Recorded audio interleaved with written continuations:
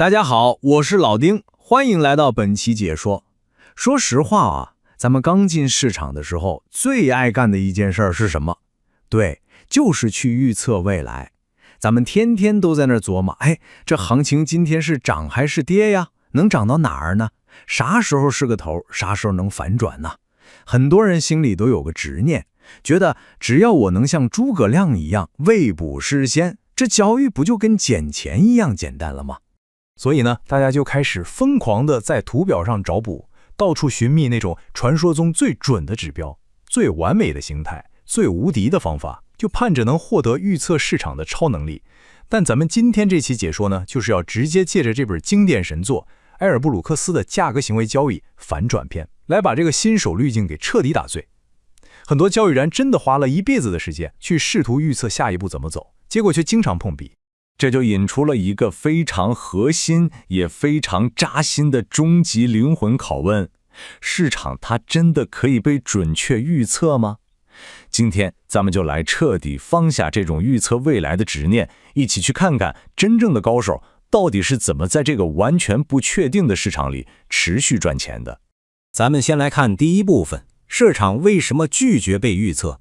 或者说，为什么同一张 K 线图，大家能看出截然相反的结论？在价格行为学里，有一个绝对核心的认知，那就是市场里从来就没有唯一确定的真相。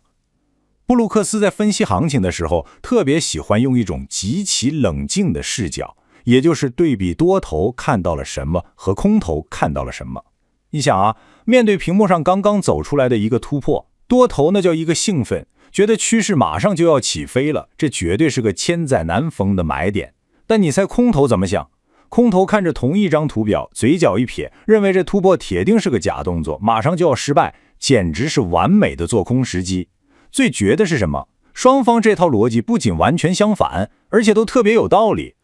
所以你看，这就说明了一个真相：市场里压根儿就不存在唯一的标准答案。未来的走向永远是敞开的，充满着各种可能性。这就解释了为什么精准的预测只存在于神话故事里，拿它来做真实的交易绝对行不通。接下来咱们进入第二部分，去寻找概率优势，看看专业人士是怎么在毫无确定性的行情里把钱赚走的。这是不是也是你心里一直犯嘀咕的地方？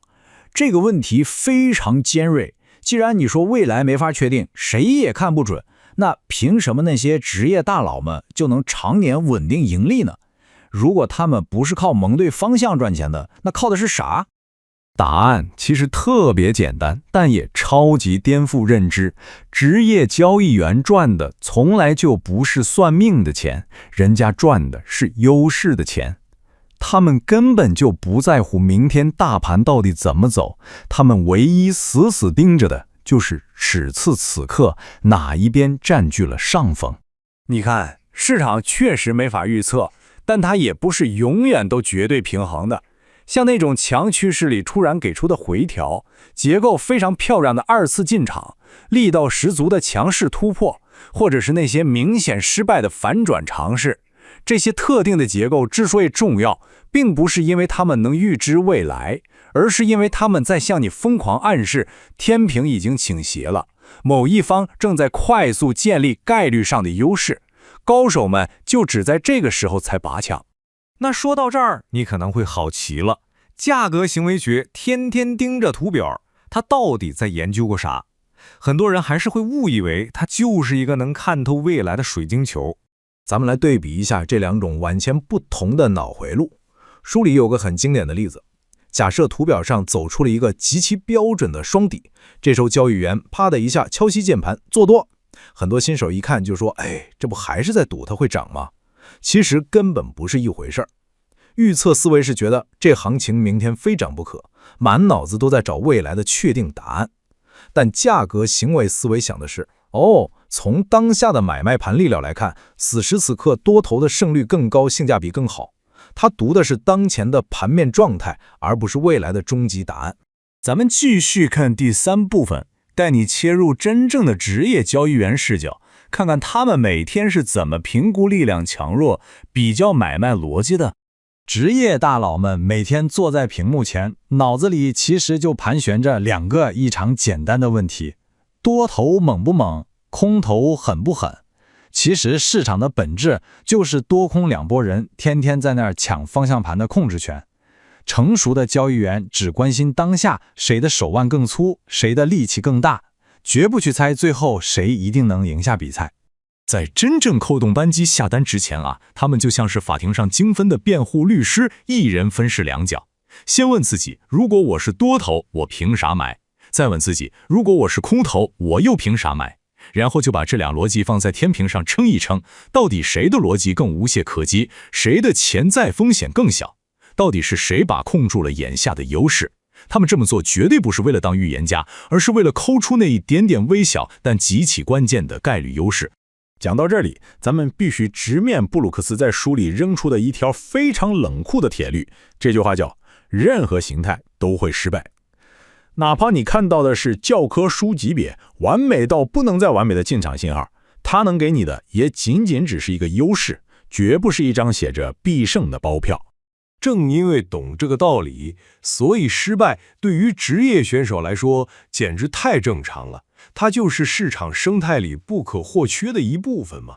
职业交易员绝对不会因为一笔单子止损了就拍桌子砸键盘，因为他们骨子里就明白，咱们玩的是概率游戏，而概率天生就包含了失败的可能。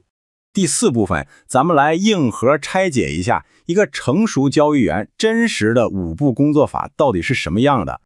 你看，业余玩家和职业老手的境界差距，往往就在面对盘面的一面之间。业余选手做分析，那是为了去印证自己对未来的预测，为了向市场证明，你看我多聪明，我猜对了吧？一旦行情不配合，他们就非得跟市场死磕到底。